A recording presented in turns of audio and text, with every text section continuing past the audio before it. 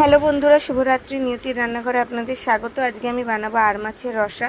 তো প্রথমে কড়াইতে আমি তেল গরম হতে দিয়ে দিয়েছি। ততক্ষণ তেল গরম হোক, আমি নুন হলুদ দিয়ে মাছগুলোকে ততক্ষণ ভালো করে মেখে নিই। ভালো করে মাছগুলোকে মেখে নেবো।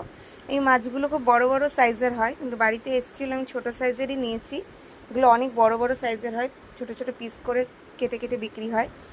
তো এই মাছগুলো আমার ভালো করে মাখা হয়ে গেছে, তেলও গরম হয়ে গেছে। এবার মাছগুলো আমি কড়াইতে ছেড়ে দেবো। প্রথমে 4টে মাছের টুকরো আমি ছেড়ে দিয়েছি, হাই আছে আমি ভেজে নেবো। একটু উল্টে দিলাম, দিয়ে একটু ঢেকে দিয়েছি। মাছ আমার ভাজা হয়ে গেছে, তুলে নিয়েছি।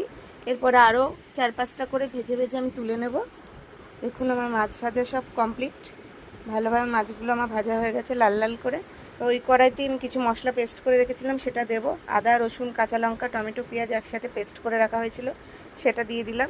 হলুদ গুঁড়ো জিরের গুঁড়ো লঙ্কার গুঁড়ো আর স্বাদ মতো নুন দিয়ে ভালো করে আমি নেড়ে ছেড়ে দেবো। খুব হাই আছে ভালো করে কষিয়ে নেব, তারপর মিডিয়াম আছে আমি ঢেকে দেবো যতক্ষণ না কাঁচা মশলার গন্ধ চলে যায়। দেখুন ভালো করে মশলা কষানো হয়ে গেছে, তেলও ছেড়ে দিয়েছে, কাঁচা মশলা গন্ধও চলে গেছে। এবার কড়াইতে আমি গরম জল ঢেলে দিলাম। যতটা পরিমাণ জল দরকার আমার সেটুকু দিয়ে দিয়েছি। একটু নেড়ে নিয়ে ভেজে রাখা মাছগুলো আমি দিয়ে দিলাম। এবার একটু নেড়ে নিয়ে ঢেকে দেবো। ঢাকনা সরিয়ে দেখুন ফুটে উঠেছে, কালারটা কত সুন্দর হয়েছে। মাছ আমার তৈরি হয়ে গেছে। ভালো লাগলে লাইক শেয়ার কমেন্ট করবেন, আর পেজটিকে ফলো করে আমার পাশে থাকবেন।